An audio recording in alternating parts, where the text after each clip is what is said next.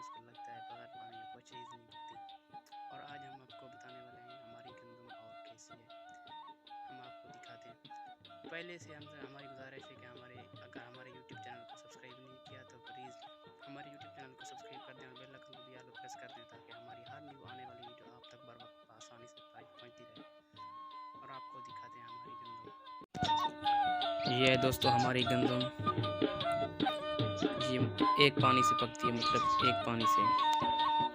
जो पहले इसमें पानी आता है इस मन में, तो ये जब भर जाता है ना तो एक पानी में, उसके बाद जब ये सेब इसका थोड़ा क्लोज हो जाता है तो इसको हम उगा देते हैं, तो उसके बाद ये अपने आप ये जुब है, जुब, ये हमारी जुब है, इस तरह की में जुगी बोलती है।